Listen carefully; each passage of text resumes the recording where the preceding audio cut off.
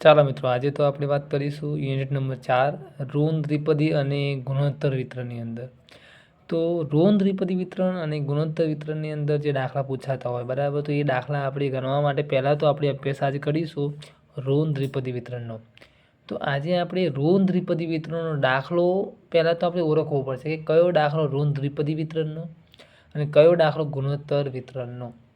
તો જ્યારે ઋણ દ્વિપદી વિતરણનો દાખલો આવે ત્યારે યાદ રાખવાનું, આપણને જે કુલ પ્રયત્નો જે આપેલા હોય એ પ્રયત્નોના આધારે ઋણ દ્વિપદી વિતરણનો દાખલો આપણે જોઈ શકીએ.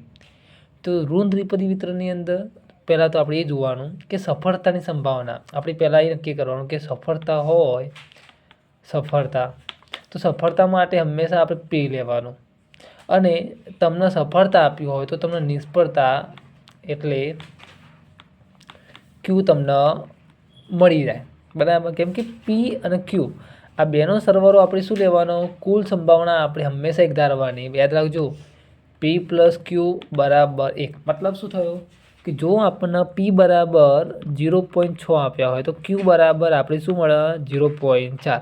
આ પ્રમાણે તમે પી ક્યુ પહેલાં આપણે કોઈ પણ દાખલો ગણીએ તે સફળતા પી અને નિષ્ફળતા ક્યુ આપણને ખબર હોવી જોઈએ. પછી હવે આપણને કુલ પ્રયત્નો આપ્યા. શું આપ્યા હશે? કુલ પ્રયત્નો. જેટલા આપણે કુલ પ્રયત્નો કરવાના એને આપણે શું કહેવાનું, n+x. યાદ રાખજો, કોઈ પણ દાખલો ગણવો હોય તો આ પ્રમાણે તમે તૈયારી કરશો એટલે કોઈ તકલીફ પડશે નહીં.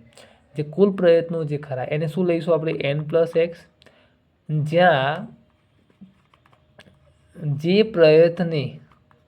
પ્રયત્ને સફળતા મળે, શું મળે, સફળતા મળે તેને આપણે શું કહેવાનું, યાદ રાખજો, જે પ્રયત્ને સફળતા મળે એને આપણે શું કહેવાનું, n કહેવાનું. શું કહેવાય, n. કદાચ તમને એવું પૂછો, ચલો ચોથા પ્રયત્ને સફળતા મળે તો n બરાબર 4 લેવાના.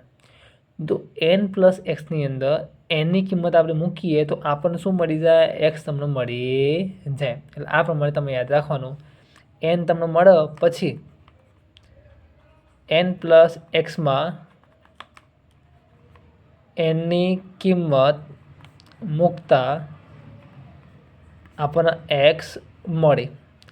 આટલું સ્ટ્રક્ચર તમારે યાદ રાખવાનું. કોઈ પણ દાખલો તમારે ગણવો હોય કોનો, ઋણ દ્વિપદી વિતરણનો, તો આપણને એ ખબર હોવી જોઈએ કુલ પ્રયત્નો n+x લેવાના. જેટલા પ્રયત્નો તમને સફળતા મળે એને n લેવાનું તો તમને x આપોઆપ મળી જાય બરાબર. આટલું આઈડિયા તમને આવી. બીજું, હવે આટલું શોધ્યા પછી આપણે ઋણ દ્વિપદી વિતરણની સંભાવના શોધવાની. તો એનું સૂત્ર આપણને કમ્પ્લીટ યાદ હોવું જોઈએ. તો જુઓ, p(x) યાદ રાખજો, n+x - 1 એટલે n+x એટલે કયા, આ રહ્યા જે તમને આપેલા હોય તે, એમાંથી એક બાદ કરવાનું, અને c n-1 n તમને આપેલા હોય એ એક બાદ કરવાનો, ગુણ્યા pn અને qx. શું આવે, pn અને qx. p તમને અહીંયા આપેલા હશે એ લેવાના, q પણ તમે અહીંયા આપેલા હશે કાં તો તમે શોધ્યા હશે, અને આ પ્રમાણે તમે pxની સંભાવના તમે શોધી શકો બરાબર. હવે મેઇન વસ્તુ, જ્યારે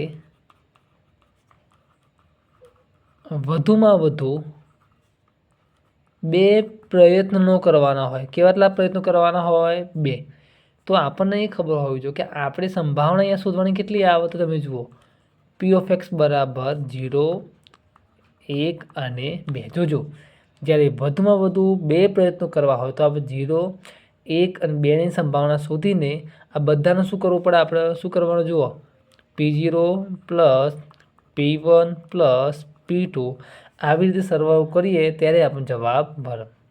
બીજું, જે મોસ્ટ ઓફ તમારા પરીક્ષામાં પૂછાતા હોય પોઈન્ટોની વાત કરું છું કે જ્યારે 2 > x. હવે જ્યારે આવા મુદ્દાઓ પૂછાતા હોય બરાબર, આવા મુદ્દાઓ પૂછાય ત્યારે તમારે વિચારવાનું કે આપણી જે કિંમત જે ખરી એ કિંમત આપણે કેવી લેવાની એ ખબર. આવું બી હોઈ શકે, અથવા તમને એવું પણ કહી શકો કે x > = 5. ચલો આપણે આના બદલે આ લઈ લઈએ બરાબર, x > = 5 એટલે xની કિંમત આપણે 5 કરતાં કેવી લેવાની? વધારે લેવાની. મતલબ કેવી આવે? જોજો, સમજજો શું કરવાનું શું નહીં. તો પહેલાં કિંમતો 0 હોય, 1 હોય, 2 હોય, 3 હોય, 4 હોય, 5, 6, 7, 8 ઇન્ફિનિટી એટલે અનલિમિટેડ હોય. આપણને શું કીધું કે જ્યારે x greater than is equal to 5 હોય, એનો મતલબ એવો થયો કે આપણે એક્સની કિંમત 5 સહિત 5 કરતાં મોટી લે એટલે 5, 6, 7, 8, 9, 10, 11, 12 ઇન્ફિનિટી અનલિમિટેડ કિંમતો લેવાની થાય અહીંયા. પરંતુ એટલી બધી ગણતરી કરીએ તો આપણો જવાબ આવે નહીં. તો આપણે શું કરવાનું? આપણને શું પૂછ્યું લોકોએ? 5થી, બરાબર. તો એનો મતલબ એવો થાય કે આપણે 0, 1, 2, 3, 4 આપણે કુલ સંભાવના 1માંથી P0 બરાબર plus P1 plus P2 plus P3 plus P4 બાદ કરીએ તમને આપોઆપ તમને 5થી વધારનો જવાબ તમને મળી જાય. આટલું બધું મોટું ના પૂછાય, પણ મેં તમને સમજૂતી આપી. અહીંયા 2 હોય, અહીંયા કેટલા હોય? જોજો, ફરી એક ઉદાહરણ આપું સરસ મજાનું. x greater is equal to 2 હોય તો ખબર પડી જાય આપણને કે આપણે શું કરવું પડે? 1માંથી P0 પ્લસ P1 બાદ કરવાના. ખબર પડી ગઈ? મોટાભાગે તમારે જે આ કોન્સેપ્ટ જે ખરો એ તમને જોવા મળશે પરીક્ષામાં, બરાબર. જે મોટા દાખલા આવતા છે એમાં આ કોન્સેપ્ટ તમને જોવા મળશે. આ સૂત્ર કોનું?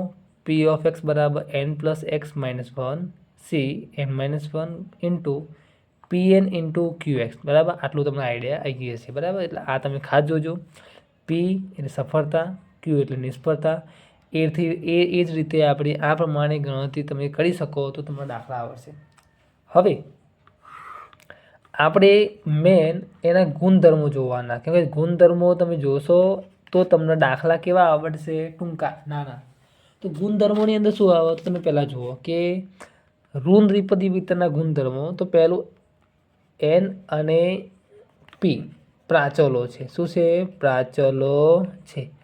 જ્યારે તમને પ્રાચલો પૂછાય એટલે આપણે શું મેળવવાનું? n અને p. પછી મધ્યક, ઋણ દ્વિપદી વિતરણનો મધ્યક એટલે nq અપોન p. સૂત્ર જોજો શું આવશે? nq અપોન p, યાદ રાખજો. પછી આનું વિચરણ તમારું શું કહેવાય? nq અપોન પીનો સ્ક્વેર. આ જે મધ્યક હતો એ સૂત્ર લેવાનું, ખાલી નીચે પીનો સ્ક્વેર તમે કરો તમને શું મળે? વિચરણ. કદાચ તમને શું પૂછો? પવી. શું કરવાનું?